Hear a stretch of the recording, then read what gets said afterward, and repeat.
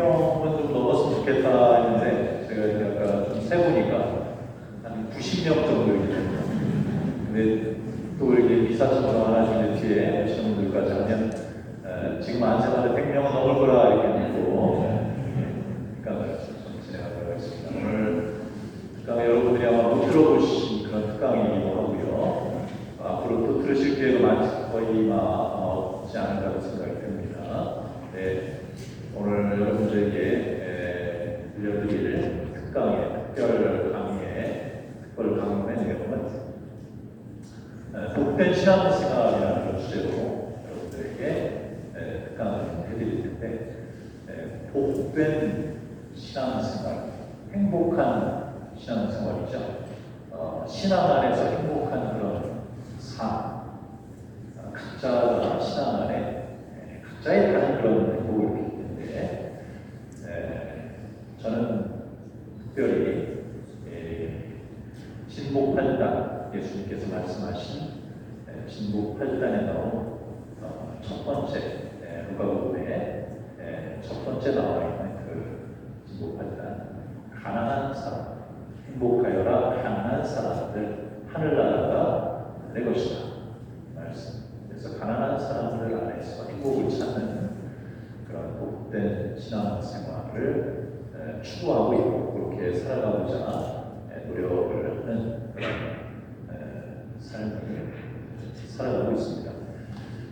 제가 이제 대전교구의 교구사제이면서 동시에 교구사제의 하나의 연합체라고 할 수 있는 그 프라도 사제회의 위원으로서 복된 신앙생활을 살아가고 있어요. 그래서 가끔 5년 동안 본당에서 신앙생활 여러분들과 함께 또 사목을 하면서 프라도라는 이야기를 몇 번씩 이렇게 말씀을 드렸었는데, 저 프라도라는 게 대체 뭘까 이렇게 궁금해하시는 분들도 계시고, 그래서 구체적으로 이렇게 설명을 드린 적은 없었는데, 여러분들에게 마지막으로 떠나기 전에 앞서서 마지막 드릴 수 있는 선물로서 프라도 사제회, 프라도의 사진국가를 정말 8시간여 이렇게 특강을 통해서 들려드리도록 하겠습니다.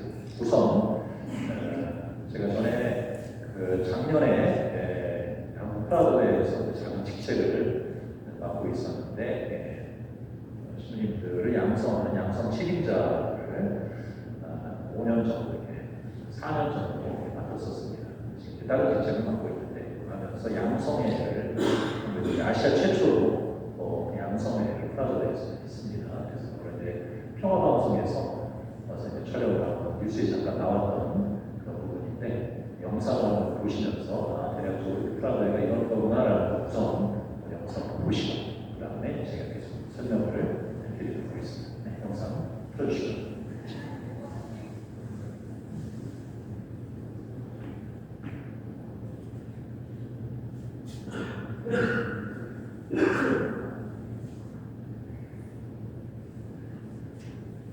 하며 가난한 이들의 복음화를 위해 살아가는 사제들이 있습니다. 바로 프라도 사제회 사제들입니다. 4명의 교구 사제가 가난의 은총을 선택하고 양성예배를 시작했습니다. 남창호 기자가 현장에 다녀왔습니다. 구유에 누워 계신 예수 그리스도처럼 헐벗은 사람, 인류 구원을 위해 십자가에 매달리신 분처럼 십자가에 못 박힌 사람, 성체성사를 통해 모든 것을 열어주신 분처럼 먹히는 사람, 가난한 이들을 돌보기 위해 가난을 서약하는 교구 사제들 모임인 프라도 사제의 정신입니다.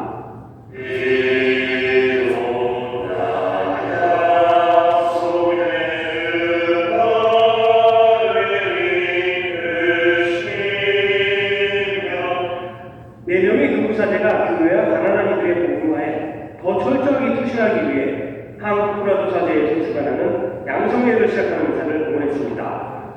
한국 프라도 양성회는 프라도 성소에서 가장 중요한 시기입니다. 예수 그리스도의 가난한 영성을 본받아 복음의 빛 안에서 그리스도를 전하고 교육받는 기간이기 때문입니다. 참여한 사제들은 9개월 동안 복음 연구와 사도적 성찰을 통해 교구 사제들과 프라도 사제로서의 부르심에 대한 성찰과 영적 성장의 발판을 마련하게 됩니다. 이번 양성회에는 서울, 대구, 광주, 의정부 교구에서 1명씩 총 4명의 사제가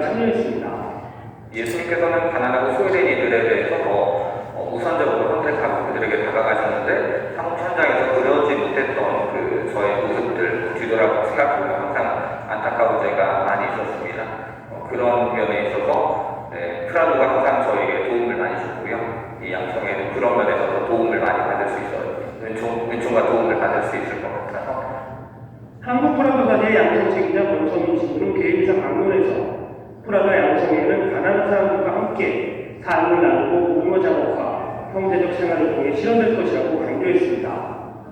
다양한 프라도 양성 체험을 하며 말씀이신 그리스도를 더 깊이 알고 다른 사랑하며 가난한 사람들에게 복음을 전할 수 있는 지혜와 은총을 얻는 사대 인생에서 가장 소중한 체험의 기회를 갖게 될 것입니다. 특히 흔히 말하는 가난 외에 경제 안정과 서로 다른 인종으로 발생되는 새로운 형태의 가난으로 고통받는 이들에게 한 발 더 다가오게 됩니다. 정신적인 면이나 또 아니면 영적인 면에서 가난한 사람들이 굉장히 많이 나타나고 있고, 그래서 시대마다 달라지는 가난한 사람들의 그룹을 우리가 또 새롭게 식별하고 그 사람들에게 더 다가갈 수 있는 작업들을 프라다에서 계속 하고 있습니다. 국제 프라도 양성회의 프랑스 국제본부가 있는 프랑스의 사제들을 파견하는 한국 프라도 사제. 한국 프라도에는 2015년 자립 프라도회를 설계했고 모든 결정권과 책임이 주어지며 올해 처음으로 한국에서 양성회를 진행이 됐습니다. 프라도 사제의 목자 안토ine 슈브레 신부가 1860년 가난한 이들에게 복음을 전하기 위해 설립한 제속 사제입니다. 한국 프라도 사제는 1975년 설립돼 전국 교구에서 가난의 요청을 선택한 종신, 유기서약한 성직자들이 프라도의 영성을 따르며 사목하고 있습니다. CPBC 남창호입니다.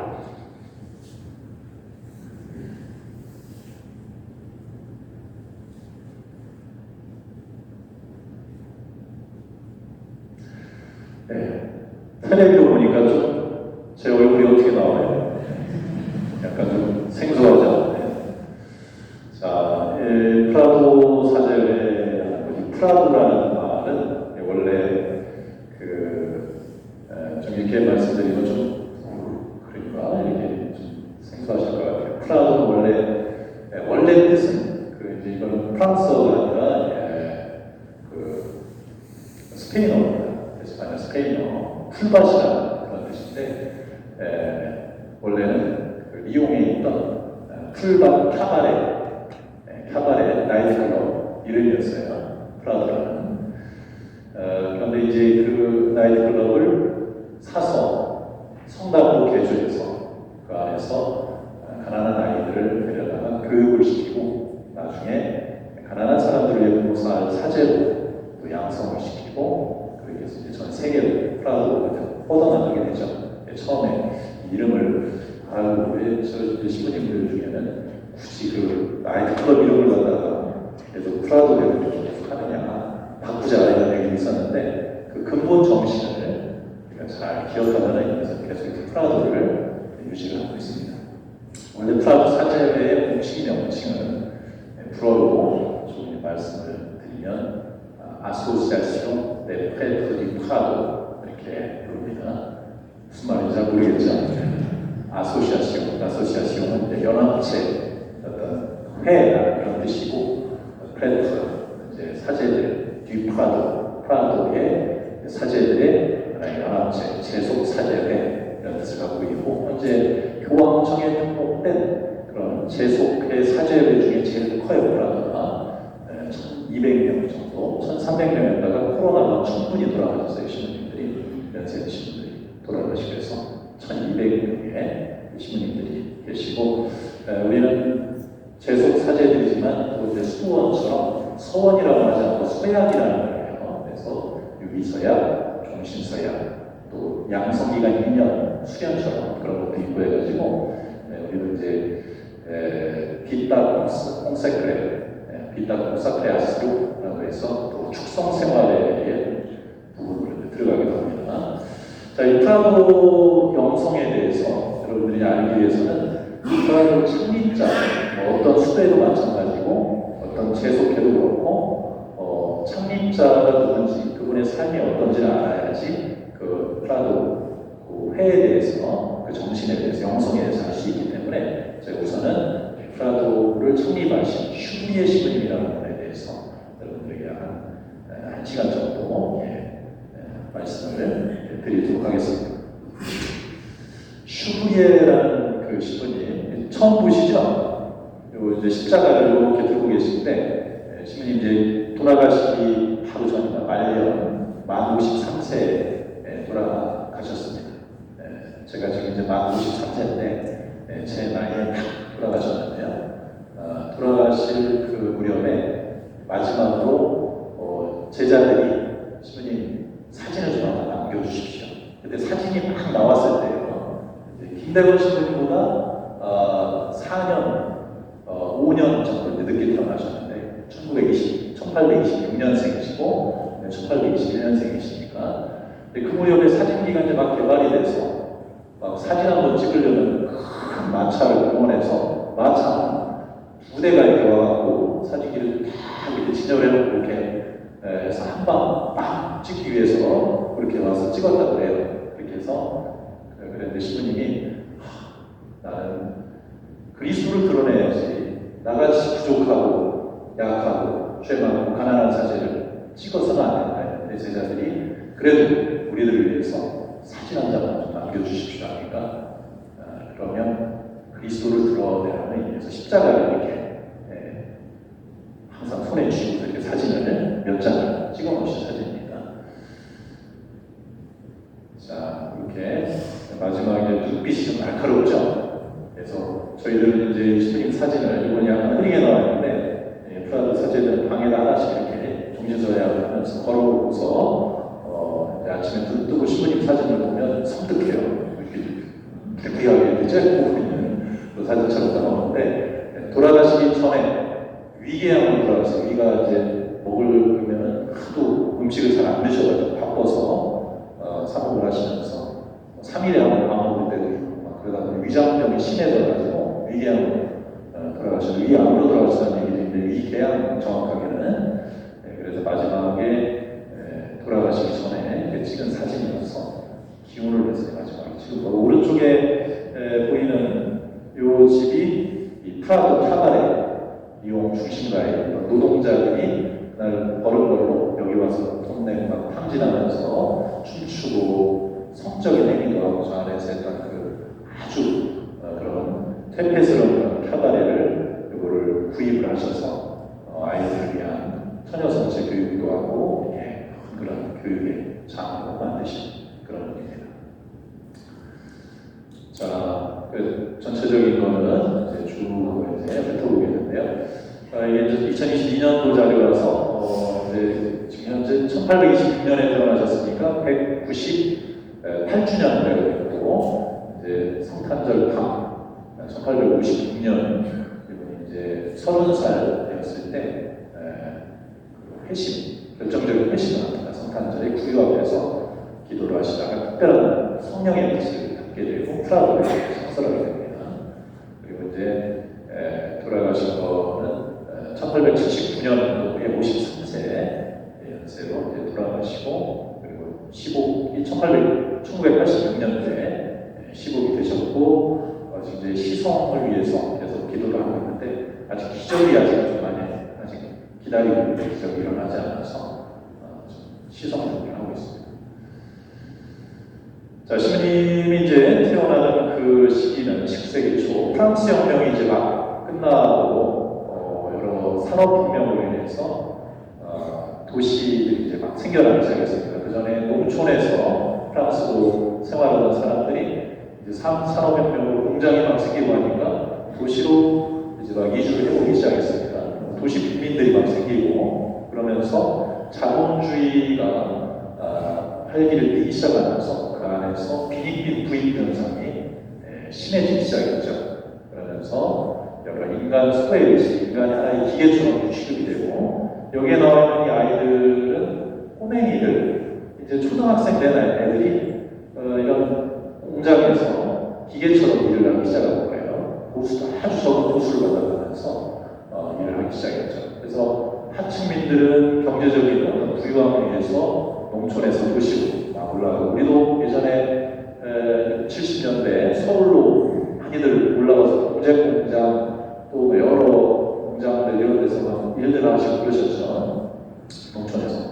정착을 해야 되니까 아주 그 도시 건두리에서 어렵게 살고 그 노동자들이 또 기계처럼 일을 하면서 그때 여러 가지 노조 이런 것도 이제 결성이 되기 이전이기 때문에 이제 그 사업주들이 구형 월급도 안 주고 퇴사 업체를 시키고 이런 거 안에서 굉장히 힘들고 어렵게 살아가는 그런 시절이었고 그런 도시 생활을 하면서 살아가고 이때 이제 여러 가지 사회주의 운동 그다음에 공산주의 운동에 이제 태동을 하기 시작하는 그런 시기였습니다.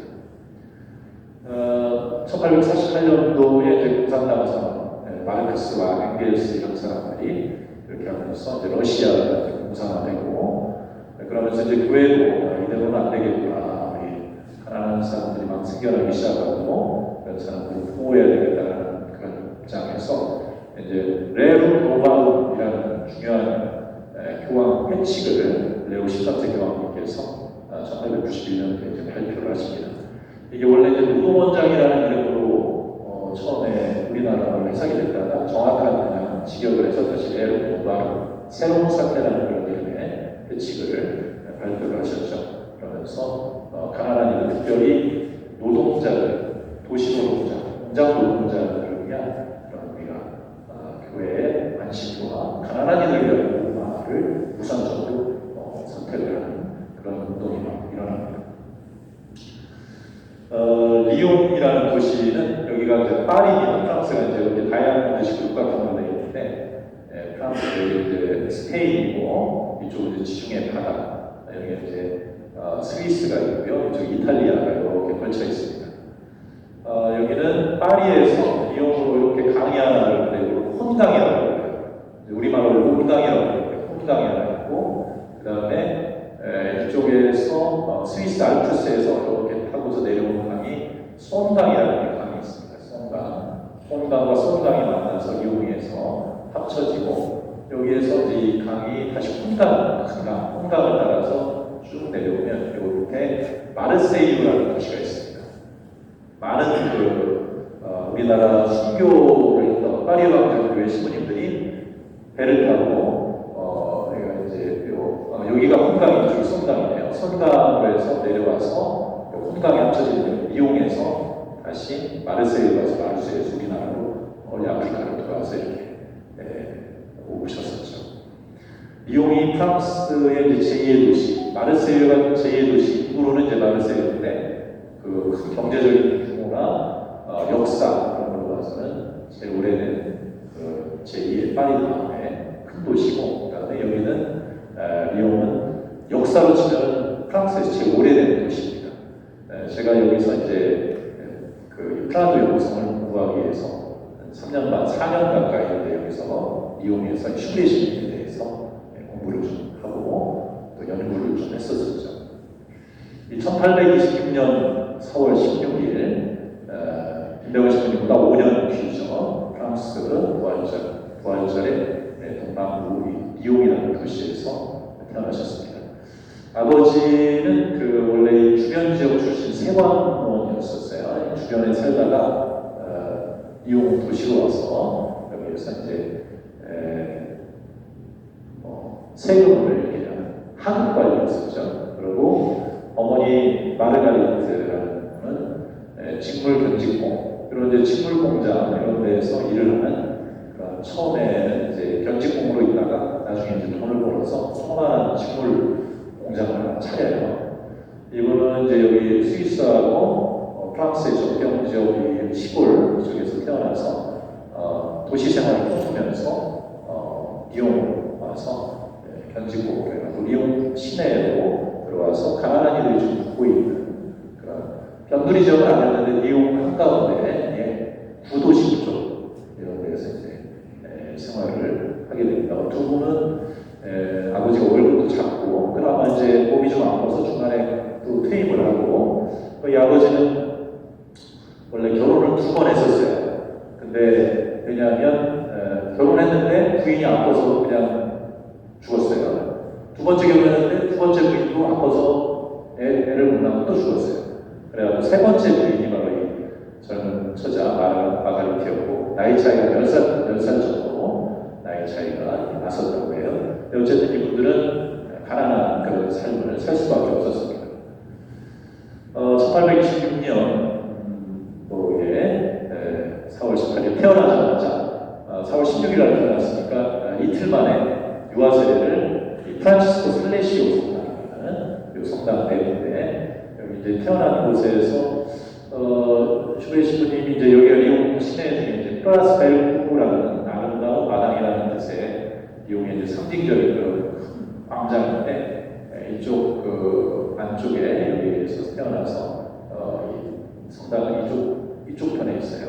이렇게 가로질러 가서 여기에서 이제 살레시오 성인의 유해가 여기 보존이 되어 있습니다. 팔뚝 이렇게 유해가 있는데 성당에서 세례를 받고 나중에 어린 시절을 여기서 보내게 됩니다.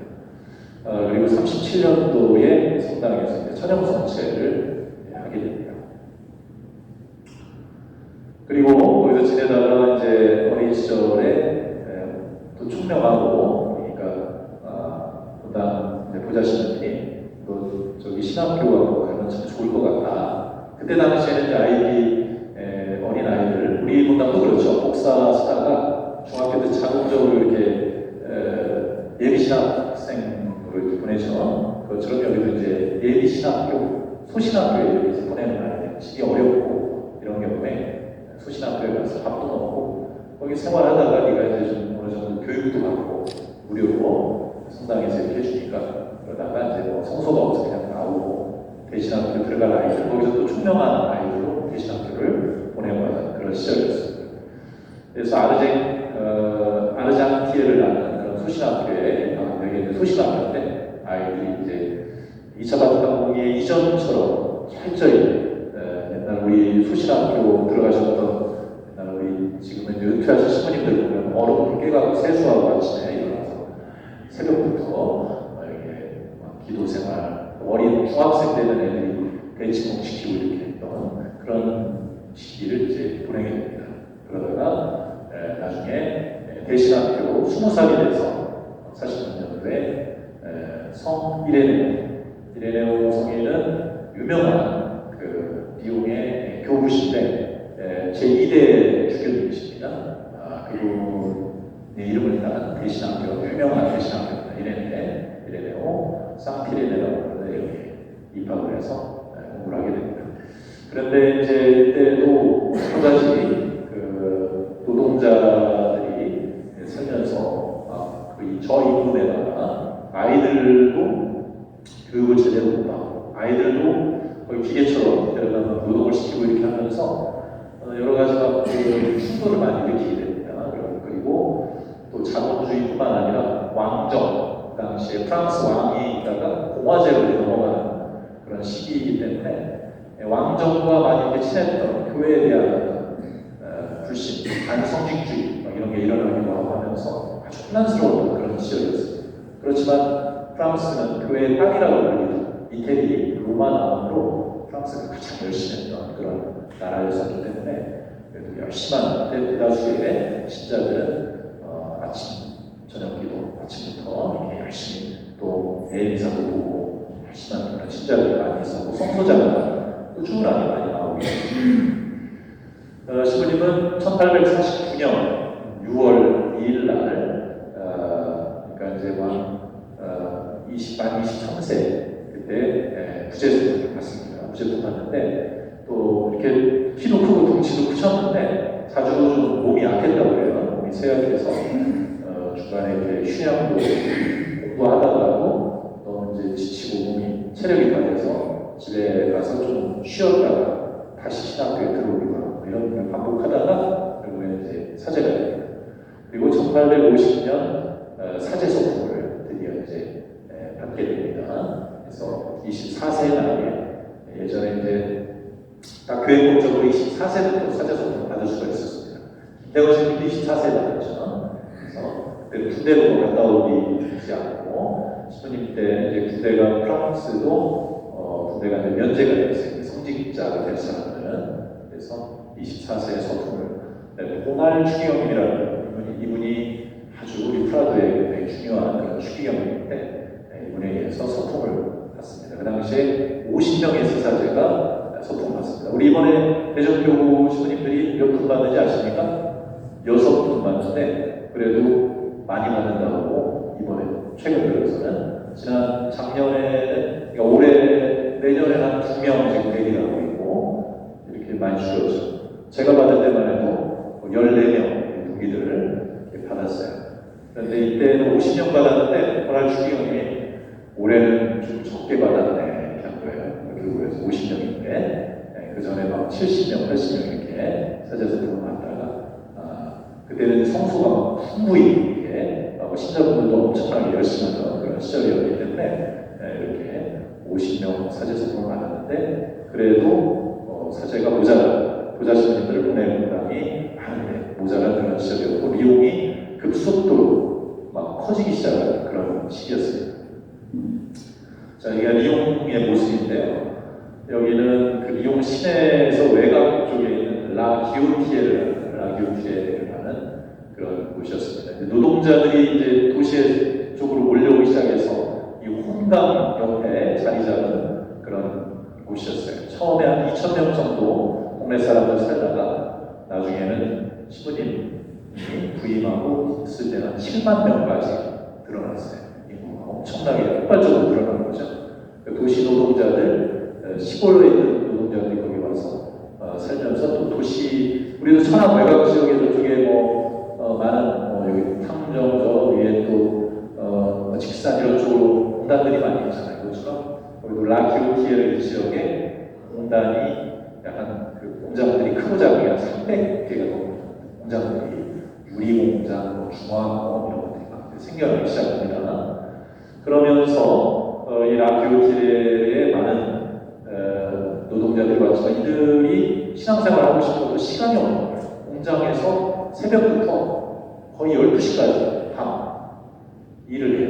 새벽 6시부터 기계처럼 일을 하고 지친 몸으로 집에 와서 잠깐 자고 또 일어나서 가고 쉬는 날 없이 그렇게 일을 하니 성당에 나갈 시간도 없고 그리고 이제 어쩌다가 휴일이 주어지면 쉬고 싶으니까 그 나이트 클럽에 가서 막 다 탕진해버리는 거예요. 술 먹고 집에 자녀들에게 돈을 가족에게 갖다 주는 게 아니라 그렇게 하는 그런 장소로 신부님이 부임을 합니다. 첫 본당으로 그러면서 여기에서 가난한 이들 방문과 고해성사 전통적인 그런 방문이었죠. 고해성사와 가난한 이들을 방문하는 거에 이제 열중을 했고 그러다가 이제 중간에 한 5년 정도 그 한 본당에서 부자 생활을 5년 했는데 바로 나중에 탄신돼서 4개월간 이제 휴양을 이제 가게 그런 일이 있었습니다. 탈진할 수밖에 없었던 이유가 여기 이제 1853년, 54년 이게 탈진 전에 보면 바르조라 주임 신부님이 있었고 슈크리 신부님이 일보자, 아우르라는 신부님이 나중에 이보르자로 왔는데 세례만 해도 157건, 주임 신부님 16, 이보자 신부 54건 이렇게 나오죠. 혼인도 그렇고 장례 같은 경우에 거의 도맡아서 102건의 장례를 이해했는데 주임 신부님 1건, 아우르 부자 신부님 44건. 네. 지금은 제가 이렇게 따른 요구도 없죠. 그래서 네. 열심히 이제 다 같이 맞춰서 이렇게 하는데 54년도에만 봐도 신부님은 132건. 그러니까 열심히 본당에서도 사목을 최선을 다하게 하신 거예요. 몸도 약하신 데다가 이렇게 하다 보니까 이제 번아웃 되신 거죠. 그래도 부자 신부 시절의 일화를 보면 길에서 가난한 이들에게 가다가 가난한 이들에 대한 사랑 또 그들에게 복음을 전해야 된다는 정신 때문에 자신이 신고 있던 구두까지도 이렇게 벗어서 주는 경우도 있었고 외투나 시계도 전당포에 맡겨서 거기서 돈 얼마 있으면 가난한 사람들에게 주시고 있다고 해요. 그리고 아주 젊은 신부였는데 30도 되기 전에 마을 곳곳에서 그분의 어떤 이런 순수한 말씀 또 신앙적인 축복을 위해서 또 고해성사에 많은 분이 몰려왔고 본당의 고해신, 본당 신들 고해신이라는 그런 명성을 들었다고 합니다.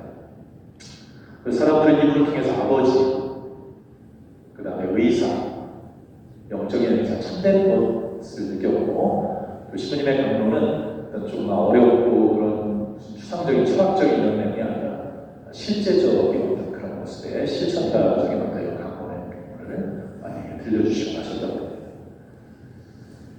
그러다가 1856년에 대홍수가 일어납니다. 이제 아까 말씀드렸듯이 혼강과 소강이 합쳐지는 그 지역이었기 때문에 알프스에서 빙하가 오면 이제 녹으면 갑자기 많은 물이 쏟아져 나오고 또 비가 많이 왔을 경우에 홍수가 나면 이제 막 물이 넘치게 됩니다. 강물이 두 강이 와서 리옹에서 합쳐지는 거기서 물이 또 바다로 빠지지 않고 막 넘치고 하니까 그 당시에 이제 프랑스 식들이 이렇게 표현하지만 진흙으로 이렇게 지어졌어요. 가난한 사람들.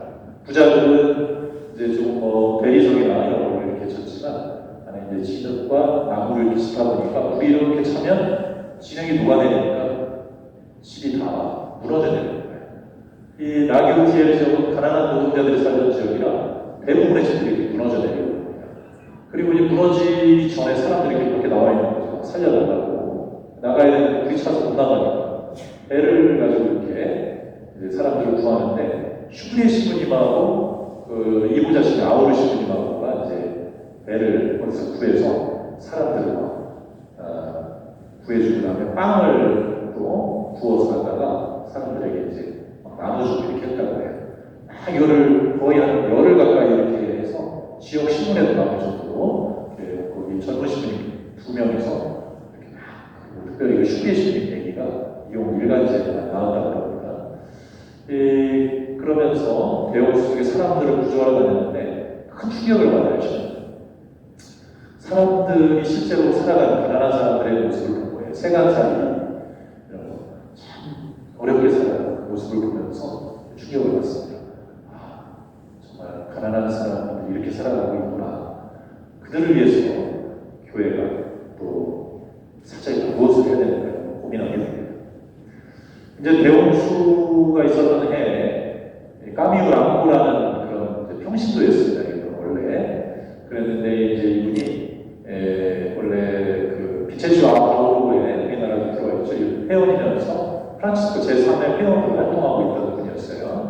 그래서 그때 홍수가 나서 가난한 사람들, 어린이들이 이제 교육을 받을 수 없고 이런 상태였는데 어린이들뿐만 아니라 그들의 부모들까지 집이 다 무너져 내렸기 때문에 수용할 수 있는 어떤 이런 수용시설을 만들고자 합니다. 이거는 조금 이제 그 부모님이 굉장히 귀한 사람이었는데 그 유산을 물려받아서 큰 사업을 하고자 합니다.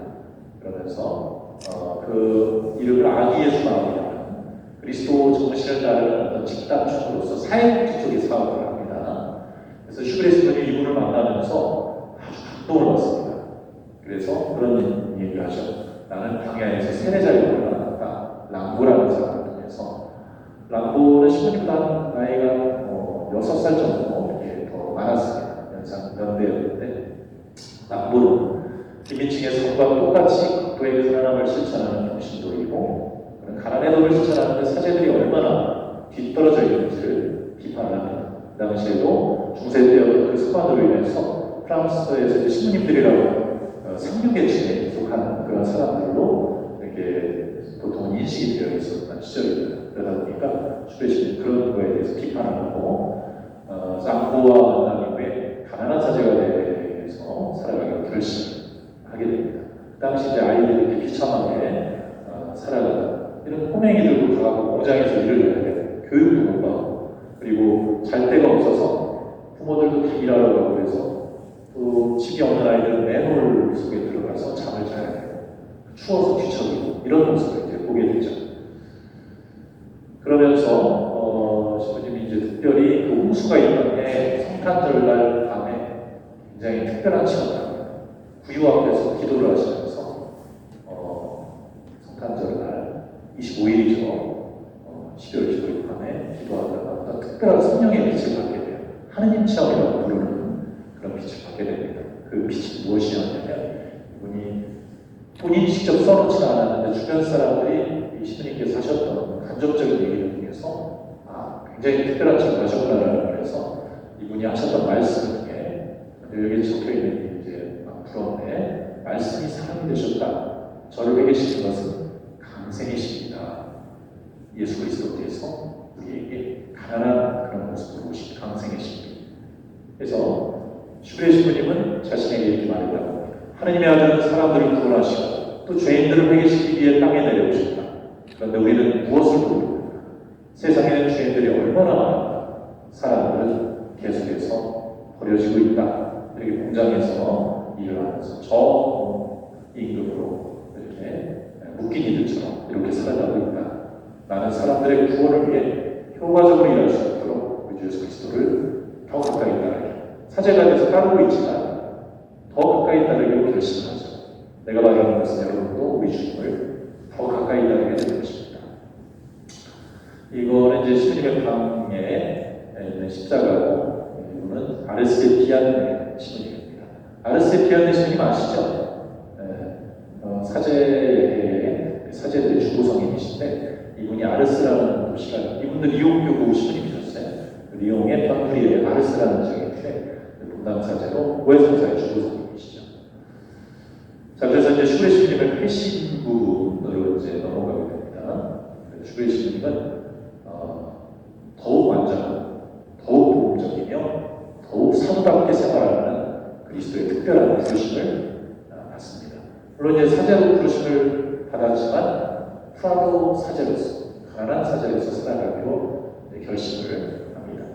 그러면서 그 은총을 깨달은 슈브레 신부님은 그분의 인간에 대한 무한한 사랑, 하느님의 인간에 대한 무한한 사랑, 낮아지심, 겸손, 가난에 대한 사랑의 힘으로 예수 그리스도를 더 가까이 따라가는 것을 결심하게 되죠. 그러면서 프라도 사제회가 생겨납니다. 바로 여기가 성 안드레아 성당인데 제가 이제 연수를 할 때 안드레아 성당 옆에 이제 어학을 배우는 알리앙스 프랑세즈라는 학원이 있었어요. 그래서 그 시간이 날 때 좀 일찍 가면 여기에 들어가서 잠깐 기도하고 그리고 이제 학원에 가고 했었는데 지금도 그 시절에 지었던 성당이 그대로 이렇게 보존이 되어 있습니다. 그리고 여기가 이제 신부님이 바로 이제 발령받아서 갔을 때 생긴 성당이에요.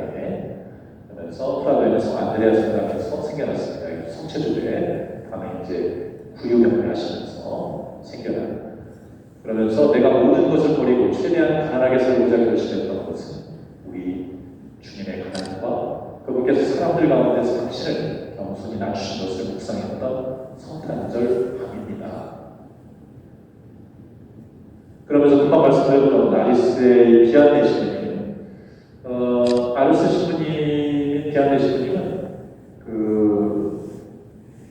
굉장히 어렵게 사제가 되셨어요. 좀 라틴어가 좀 많이 이렇게 잘 안 되시고 뭐가 좀 공부를 할 수 있는 영어도 아니었죠 그 당시에. 그래서 우리 신학생들 중에 머리가 좋지 않은 신학생들의 수호성이에요. 이분은 기적적으로 사제가 됐는데 그래서 근데 그 어느 사제보다 훌륭한 사제로서의 삶을 사셨고 고해소에서 하루 20시간씩 고해성사를 주셨다고 그런 날 계속 하면서 그만큼 신부님의 명성을 듣고 와서 성사를 보는데 죄를 구하기도 전에 무슨 죄를 구할지 알아맞히실 정도로 이렇게 영적으로 그런 걸 갖고 계셨고 살아있을 때도 성인이라고 불리셨대요. 마데데레사 비슷하게.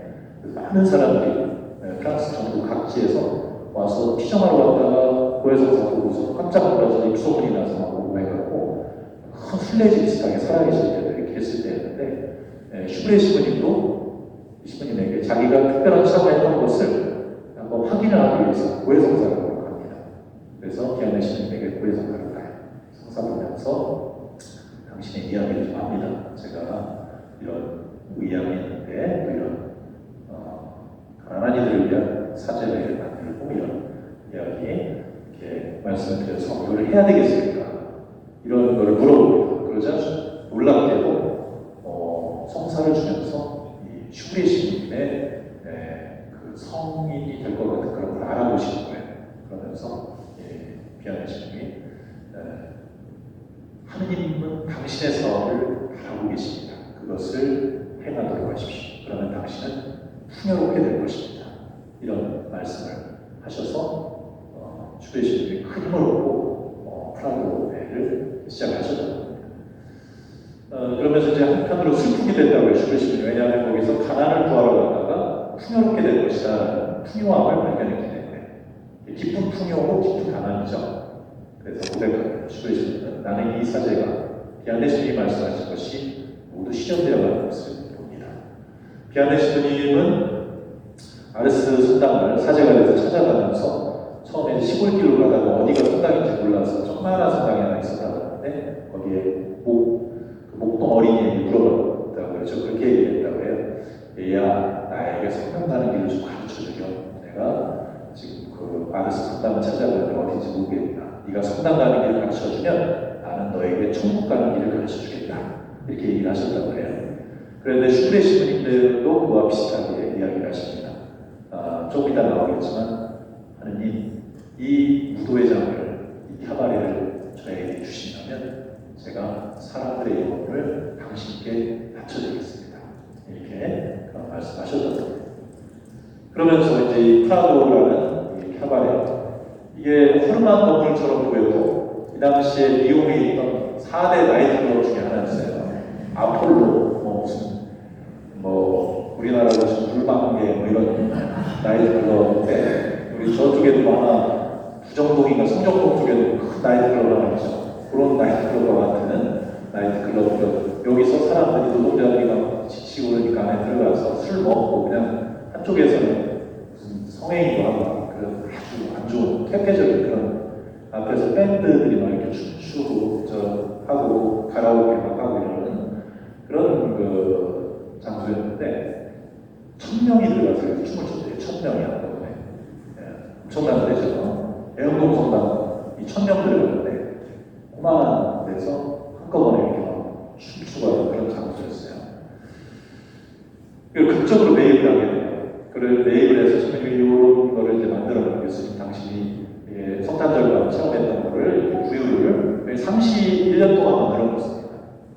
아브레라는 성인, 거지 성인이신데 성인이 되신 거지로서 루르드 스포님도 이렇게 만들어놓고 요는 폐자재 그 공장 이용 그 나교주의 연도에서 나오는 유리 찌꺼기, 시멘트 찌꺼기 이런 걸 섞어서 만드는 거예요.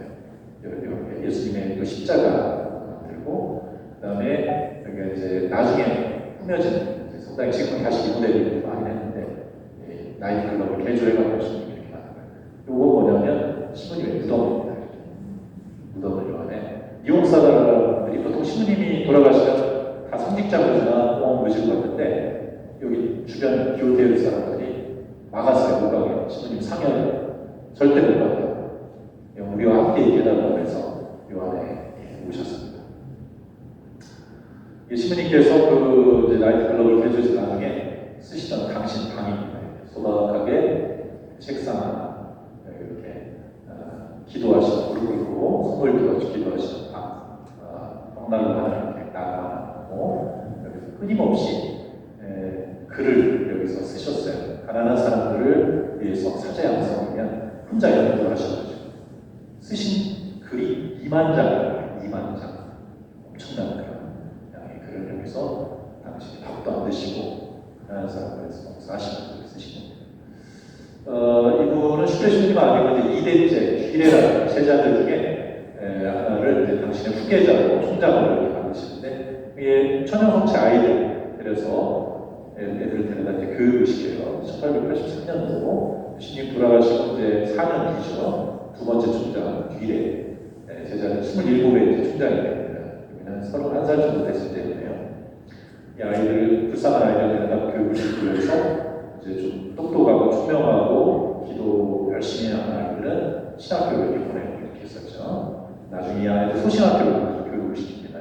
함께 도와주시던 신부님들 그때는 사제 복장이 이렇게 했어요. 로만 가라가 여기 로만 가라고 이렇게 수다리고 모자도 이렇게 썼죠. 그때 그리고 뒤에는 이제 선생님들 봉사자 이제 신님께서 이제 로마로 이제 여행을 첫 번째 이제 남부하고 이렇게 있을 때 여행을 한번 가셔서 로마 여행이 그냥 놀러 가는 여행이 아니라 교황청을 방문해서 교황님께 프라도를 소개하는 축복을 청하는 그런 거를 위해서 한번 가셔서 두 번째 이제 가셨을 때는 비어 구세 교황님에게 이 프라도를 소개를 하시면서 무보수 성사를 전해 그 당시에는 성사를 집행해주고 보수를 받아야 그걸로 생활을 사제들이 했었어요. 그래서 보수를 꼭 받았는데 우리는 보수를 받지 않겠습니다.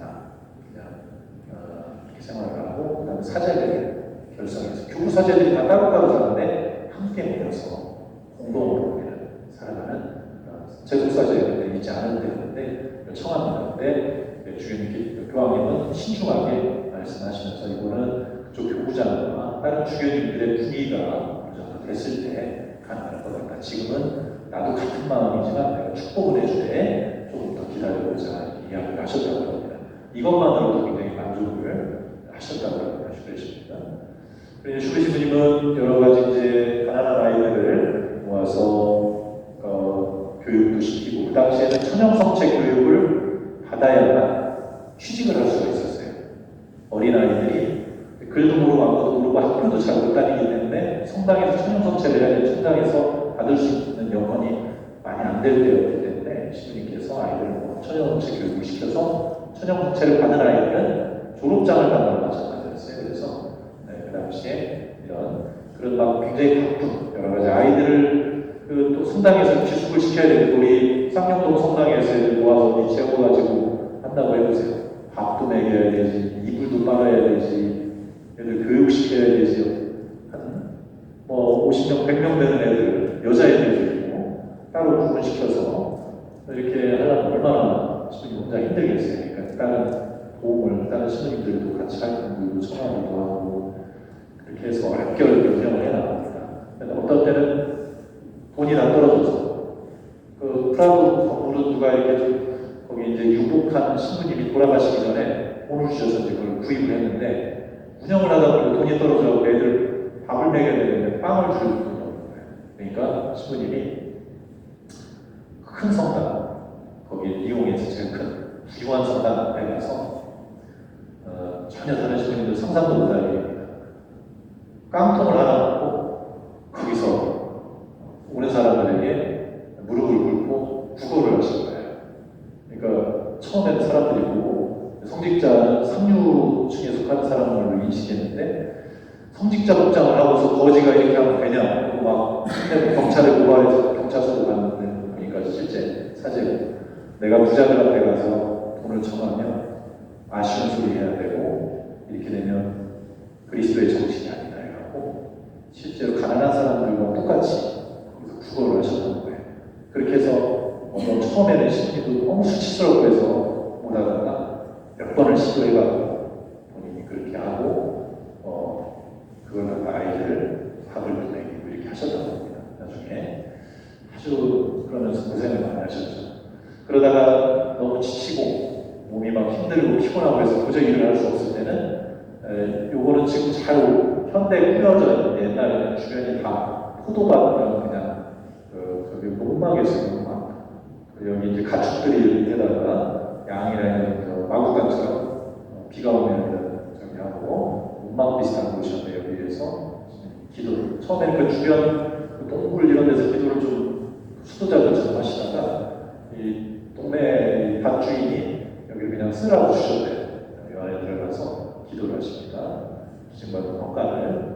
그래서 이곳에서 참다운 제자라는 당신이 쓰신 유일한 책에 제자들이 양성하는 기초와 바탕이 되는 그런 것을 작업을 해요. 그 안에 들어가셔서 나중에 기도하시다가 제자들 12명의 예수님이 12제자들처럼 어린 조그마한 학생들을 소시 학생들을 데려가서 여기서 같이 피정을 열흘씩 이렇게 하면서 벽에다가 당신의 그 가난한 이들의 복음화에 대한 그런 영성이 들어있는 그런 것들을 이렇게 적어놓습니다. 이거를 생통의 도표라고 합니다. 이 지역이 생통이라는 지역이었고, 생통이라는 뜻은 이제 쌍, 거룩한, 통은 이제 우물이라는 뜻인데, 거룩한 우물이 있는 동네의 뜻인데요. 쌍통의 집을 마련해서 여기서 이런 것들을 벽에다가 이렇게 놓습니다. 이 안에는 이제 감시 있고 비사 드릴 수 있게 하고, 요거는 이제 짐승들을 먹이는 구유예요, 구유. 여기에다가 구유, 십자가, 감시라는 이렇게 요거를 이제 보시고 그래서 이 생통의 도표는 우리 프라도 사제들이 항상 벽에 걸린 거 책상 위에 놓고 늘 묵상 제2 그리스도. 그래서 여러 가지 구유 가난하신 그리스도처럼 여러 거처 의무 음식체물 일 성직 수행 등을 가난하게 해야 된다. 겸손하게도 해야 된다. 정신, 마음, 하나님. 그리고 십자가의 예수님처럼 우리는 몸에도 죽고 정신, 의지, 영성, 가족, 그 다음에 자신을 바치는데 친구, 기도, 일, 숙제, 고통, 자기 목숨, 그 다음에 감실, 내어줘야 된다. 자기 몸과 정신, 시간, 재산, 건강, 그리고 생명을 주는데 자신의 가르침, 말씀, 기도, 권한, 모범. 근데 불어에 하나가 더 있는데 빠졌어요. 라포아라는 믿음이 이제 번역이 안 되고 자신의 믿음으로 생명을 준다. 그러면서 사제는 헐벗은 사람이요, 십자가에 못 박힌 사람이요, 먹히는 사람. 그래서 사제는 제2의 그리스도이다. 도표를 벽에다 이렇게 주님께서 새겨놓으신 거예요. 당신이 기도를 통해서. 금방 말씀드린 이 부분을 이렇게 벽에 붓으로 갖다가 이렇게 해놓습니다. 신자들에게 먹기 위해서 복음이 그리스도와 같이 가난과 고통에 잘 구워진, 죽음에 잘 구워진 빵이 되어야 된다. 우리는 그래서 우리 자신을 나눠줘야 된다. 비단이 사제라는 것은 이제 물론 직무사제직을 받은 우리 이제 신부들도 말하지만 보편사제직, 거룩함에 참여하는 우리 모든 신자분들도 분의 사제라고 할 수 있습니다. 보편적으로 그랬을 때 여러분들에게 해당되는 내용입니다. 우리 그리스도인은 내어줘야 된다. 자기 자신을 그리스도처럼 성체로, 빵으로. 우리의 말과 본보기 등 모든 것이 신자들을 기르는 양식이 된다. 교황님이 세종대 하시면서 발에 친구하고 계시죠.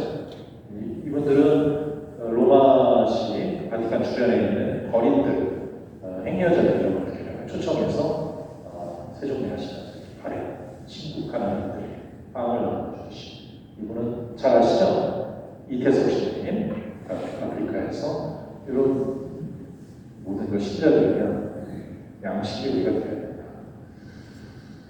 슈레 신부님이 이제 사제 생활을 하시면서 일생 한 번 분당 신부를 하셨어요. 4년 정도 물레가왕이라는 그런 동네인데 프라도에서 4km 정도 떨어져 있는 그런 곳인데 여기도 노동자들이 많이 살아가는 그런 동네였고, 그래서 프라도에 근데 신부님은 너무 프라도 원장으로서 바쁘기 때문에 당신이 왔다 갔다 하면서 분당신부를 하셨어요. 그리고 당신의 협조자들을 몇 명, 그중에 마르티네라는 친구를 보좌신부로 임명해서 이렇게 보내고, 당신의 이제 큰 일을 처리할 때 가서 하고, 큰 행사 분당이 일어나고, 보좌신부가 이제 주로 여기서 일을 많이 청구 업무를 처리를 했죠. 그런데 이제 그러다가 갑자기 이제 여기서는 신부님께서 무보수로 사제들이 이제 성물을 집행하고 가난한 이들에게 복음을 전하는, 교리를 가르치는 이런 것들을 이제 많이 체험했던 소중한 시기였는데, 4년 지난 다음에 갑작스럽게 마르티네라는 그 보좌신부가 본당 신부로 임명이 됐어요.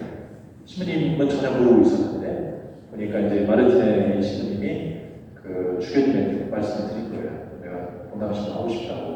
그래서 본당 신부 임명을 해달라고. 조용히 신부님 본당 신부 얘기도 안 하고.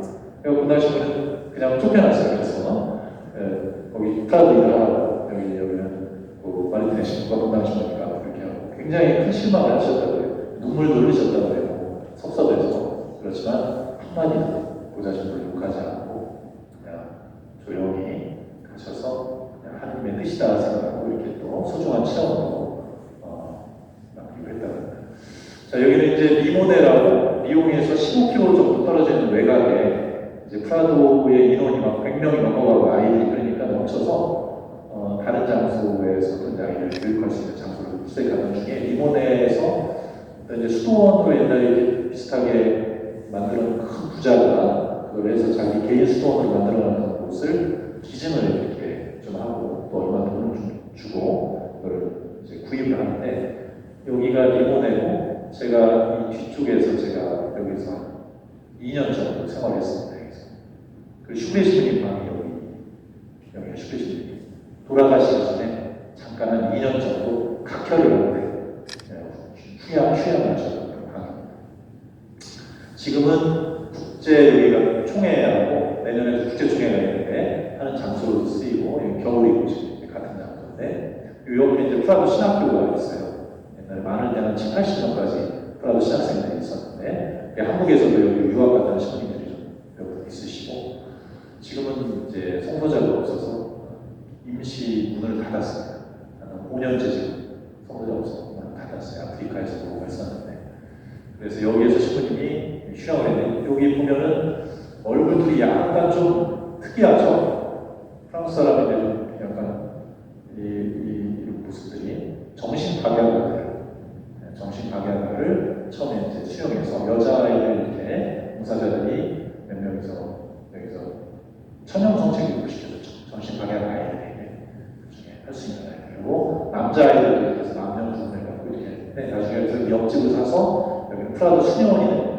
이 옆에 이제 수녀원이 하나 있고 그 다음에 앞쪽으로 이제 쌍주젤이라는 데가 거기에서 이제 우리가 프랑스 국제 양성회 이렇게 했었죠. 세아버지 이제 프라도에서 2달간 여기서 휴양을 하셨고 리옹 리몬에 15km 떨어지는 여기서 20여 명이 공동체의 형성에서 살아가게 된 거죠.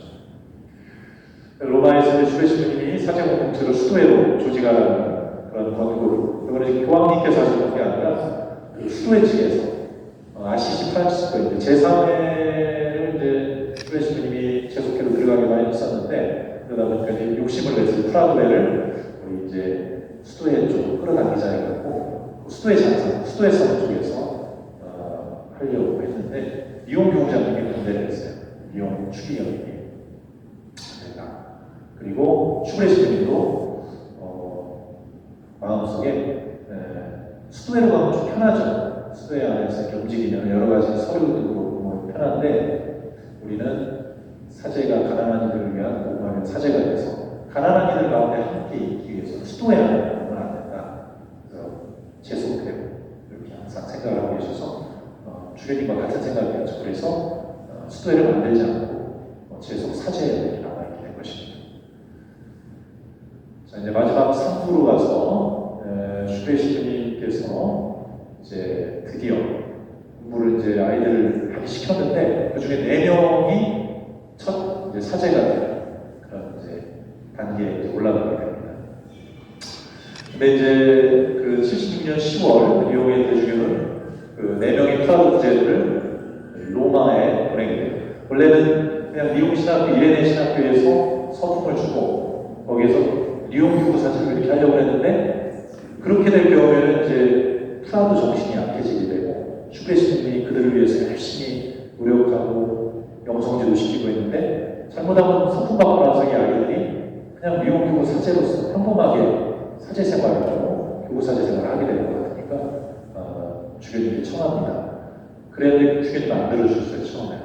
그랬는데 결국에 주교님이 어느 날 이제 로마에 오셨을 때 신부님이 먼저 로마에 가서 야, 뭐 이렇게 4명의 이제 프라도 부제들을 로마에서 공부시킨 것도 프라도에가 그냥 로마 교구, 리옹 교구에 머물지 않고 전 세계적으로 뻗어나갈 수 있도록 하기 위해서 일부러 로마 4명을 청해서 주님께 청해서 공부를 시켰던 것이죠. 그렇게 하고 공부를 마치고서 이제 올 때도 이제 주님께 청해서 프라도 사제로서 함께 있게 해달라고 청합니다. 처음에 안 들어주셨는데 나중에는 이제 들어주시게 돼요. 처음에 이제 로마로 보낼 때도 안 들어주시다가 착같이 슈베 신부님이 옆에 가서 주님께 청해가지고 결국에는 보내주시게 돼요. 슈베 신부님의 영성과 가르침에 따라서 하는 공동체를 이제 이룰 수 있도록 마지막 이제 돌아가시기 얼마 전에 혼신의 힘을 다해서 로마에 가서 이들을 교육을 시킵니다.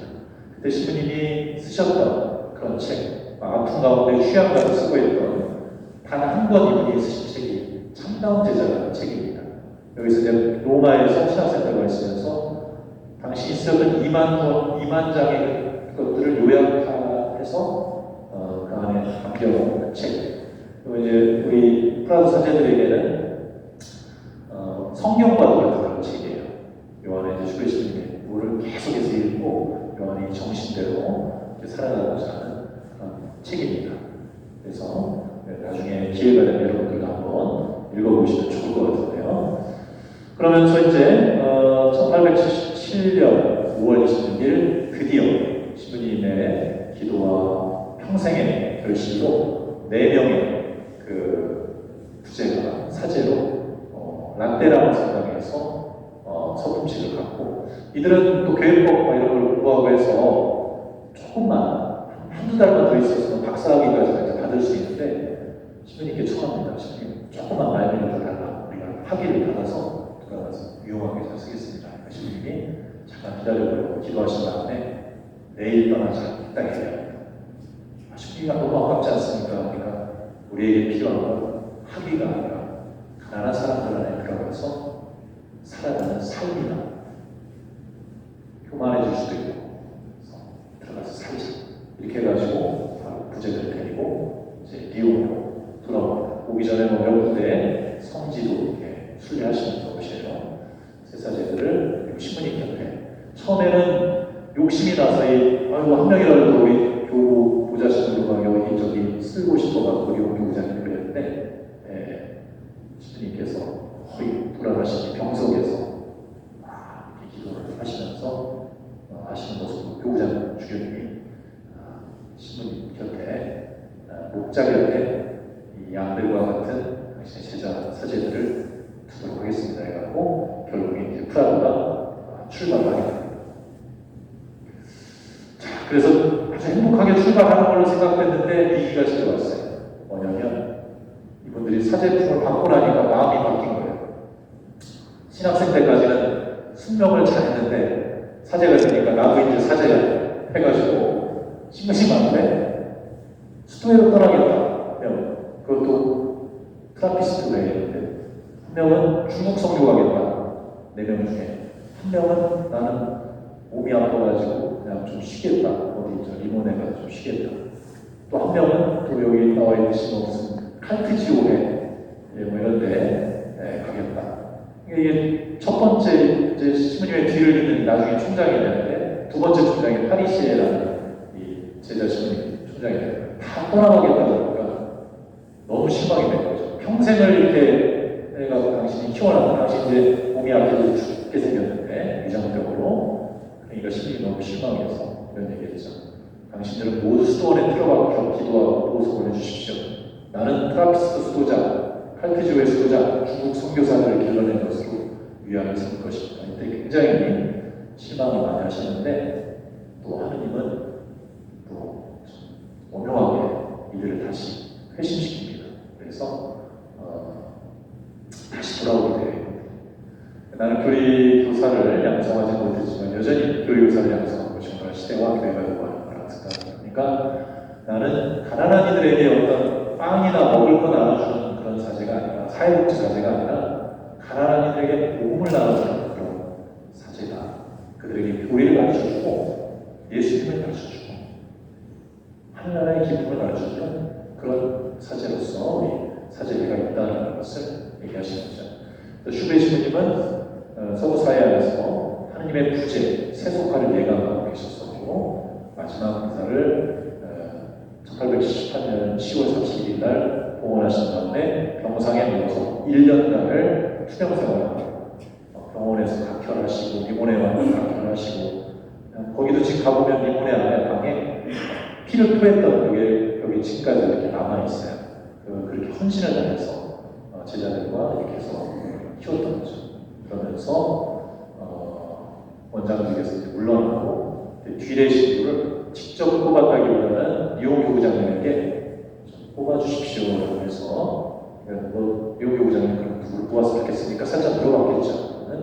이 사람 좀 뽑아주시면 감사하겠습니다 해가지고 뒤례라는 그분이 이제 원장이 되고, 그 위에 파리시에 어떻게 이렇게 해서 하게 됩니다.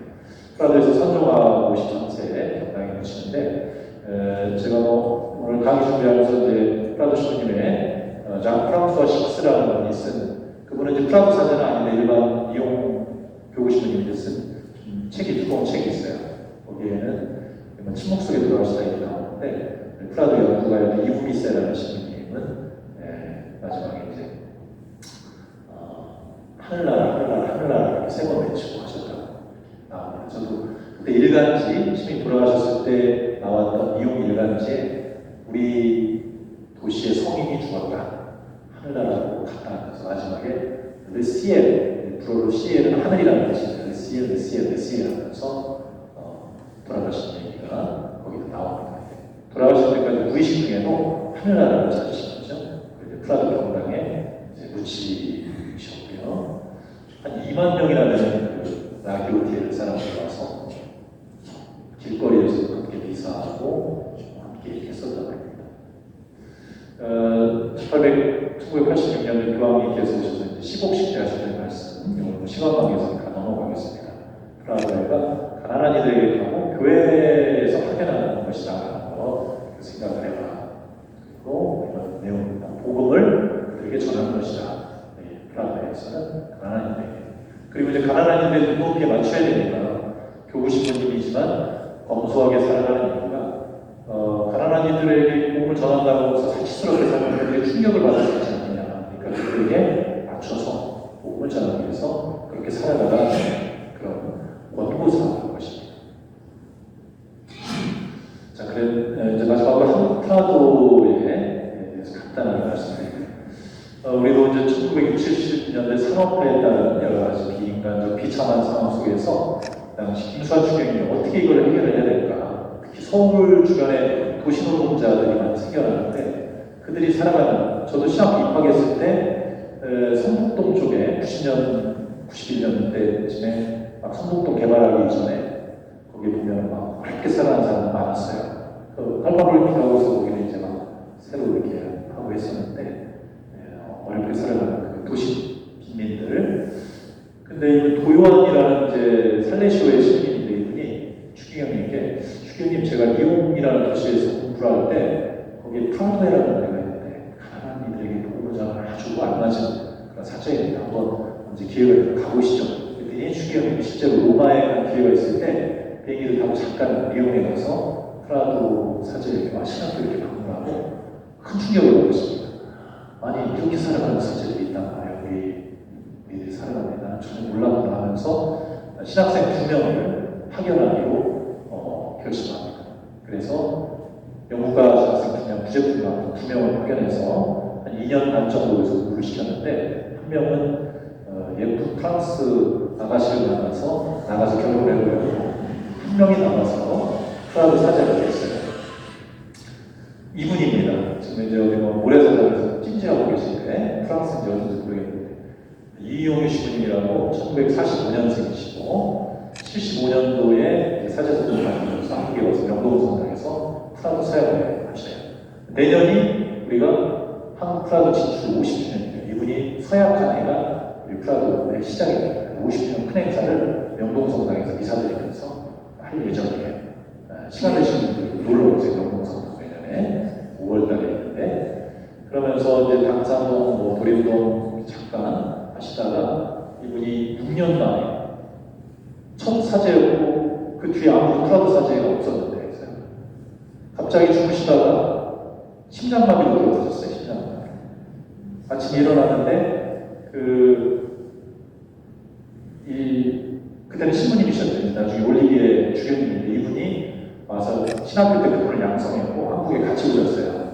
사실은 실질적인 건 이분이 다 하셨는데 같이 보좌신부님으로 이분이 계셨고 이분이 선배지만 한국만 잘 몰라요. 보좌신부님 계셨고 그분이 이용희 신부님이 이제 주임으로 계셨는데 아침에 자고 일어났더니 기척이 없어 이사가 안 나와가고 두드려 보니까 돌아가게 계신 거예요. 이게 어떻게 된 거예요? 아니 이제 한 명 만들어놨는데 돌아가셨으니 없는 거예요. 프라도 사제가. 김대건 신부님이 갑자기 돌아가신 것처럼.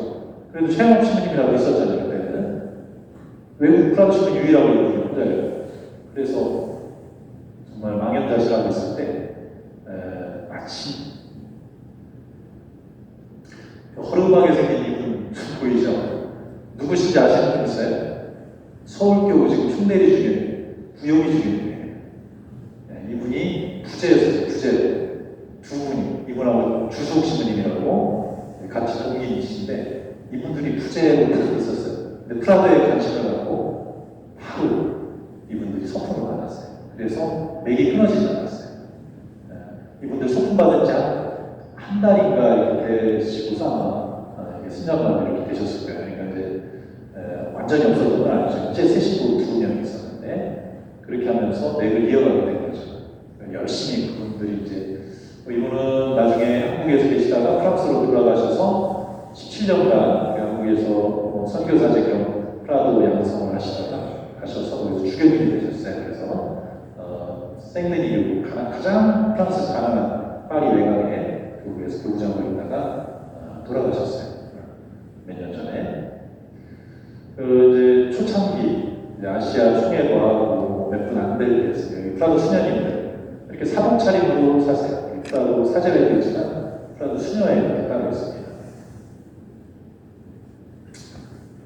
그러면서 이제 프라도 영상에 관심을 갖는 신학생들이 많이 증가하고 한국도 자본주의 사회에서 부익부 영상이 많아지고 또 교회도 막 부유해지고 이러면서 가난한 이들이 소외되는 거에 대해 우려를 갖고 많은 사람들이 관심을 갖고 신학교 때부터 들어오기 시작합니다. 우리도 대전신학교도 지금 현재 전교생의 반절이 프라도 신학생들이에요. 그만큼 그리스도의 가난한 사람들의 복음을 전하기 위한 그 생각들을 올바르게 많이 갖고 있는 거죠. 이제 총회전 했을 때 국제총장이 이렇게 오셔서 지금은 바뀌었는데 이렇게 오셔서 하는 장면. 전 책임자신 우리 분당에 한 번 왔었었죠. 레지오 강의 있어서 한국 프라도에서 이제 대전교구가 서울이 75년도 이용희 신이 처음 생겼고 광주, 인천, 충북에서 대전은 2000년도에 생겼습니다. 이때 처음으로 세 분이 유기사역을 하셨는데 조금 이따 영상으로 제가 보여드릴 거예요. 그분 중에 한 분이 김성현 신부님 들어보셨나요? 스테반 신부님.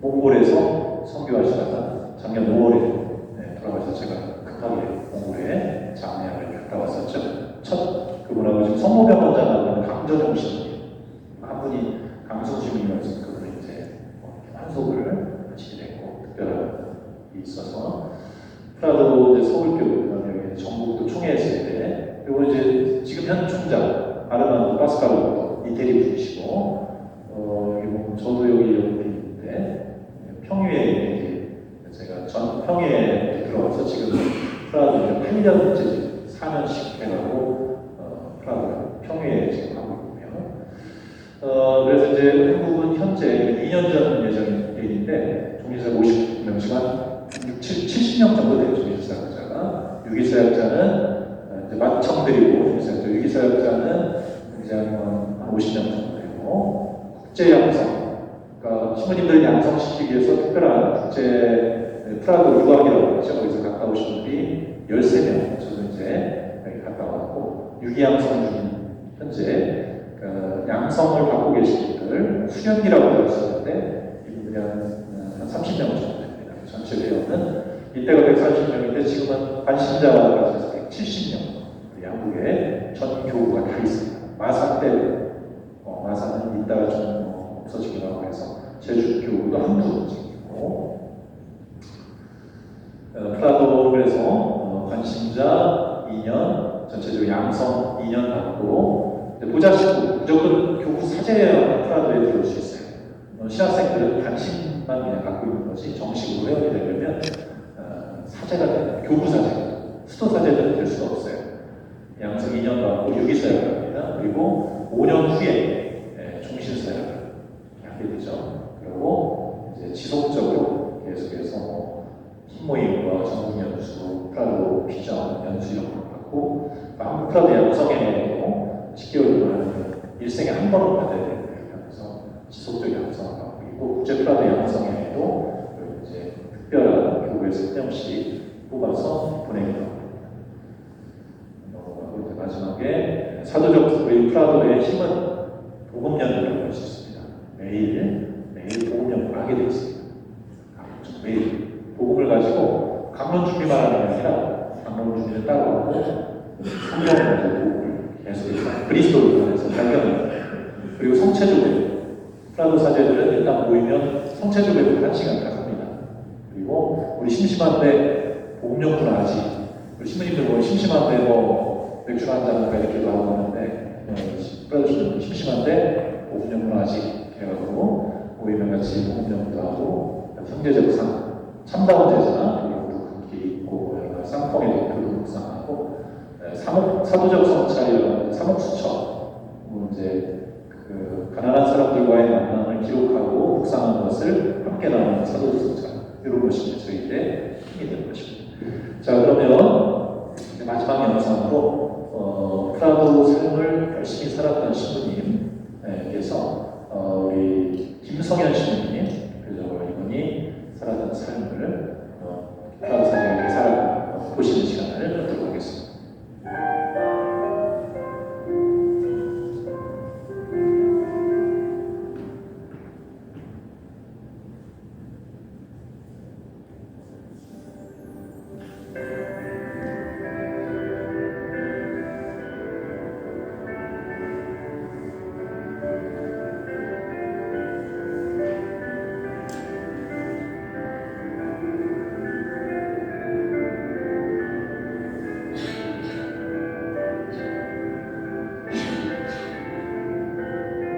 그래서 그날 비행기를 타면서 마침 금요일이었고 부산에 가서 편했던 것은 그때 제 나이가 한국 나이로 33이었고 그래서 예수님의 돌아가신 나이를 생각을 하면서 이제까지의 33년의 시간은 세월을 죽는다. 그리고 몽골에 가서 부활을 하겠구나.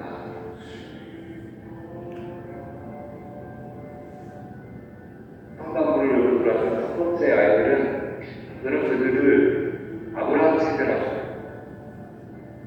하나님께서 우리에서 정말 그 아브라함을 부르셨던 것처럼 제가 어디 성부 잡고 내가 데려오는 게 하나도 없어요. 문열고 지대가 다 같이. 내가 아직 못 분명하니까 당신이 들어오겠지. 당신이 부르셨겠지. 그래서 그들의 세례를 받고 제가 10몇 년 동안 울란바토르에서 혼자 한다고 생각했던 게 혼자가 아니라는 것을 신학생 때 보더니 읽었던 그 슈프리 시부님의 참다운 제자가 저에게 많은 지식들이 되었습니다. 거룩시 자연스럽게 우와 예수님이 함께 해주셨네. 그런 저에게 프라도는 친정집 하나님 앞에서 충만한 어떤 사랑의 모습이 저런 모습이야. 그 최민선 신부의 두메포 씨를 제가 그래서 너무 좋아하고 노래 좋아. 햇님만 내님만 보신다. 더 이상 말고 그러면 가난을 하실 거라고. 그래서 사도가 지내는 유일한 것은 가난이라고. 그거만 충만해. 그래서 만약에 풀어도 안 하면 뭐야? 남는 게 어떤 친구인데? 난 이게 상상이 안 돼, 이게.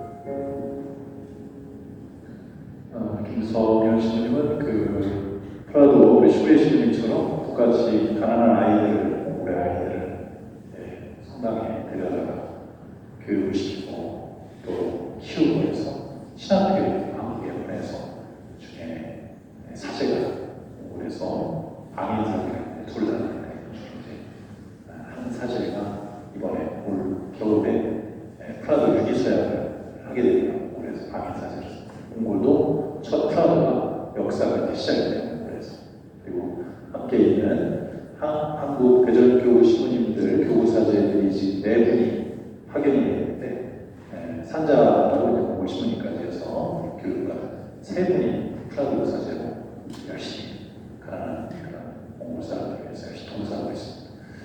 신부님 나중에 꼭 성인이 아마 되시리라 생각이 됩니다. 자, 오늘 강의는 여기까지 이렇게 마치도록 하겠습니다. 조금 이제 마지막 강의가 조금 길었는데요. 여러분들 세 차례 강의 들어주셔서 고맙고 그 전에도 또 제가 5년 동안 있으면서 한 30여 차례 강의, 특강을 많이 여러분들에게 코로나 때 허해진 마음을 우리 영성 강의로 서로들과 강의를 많이 마련했었습니다.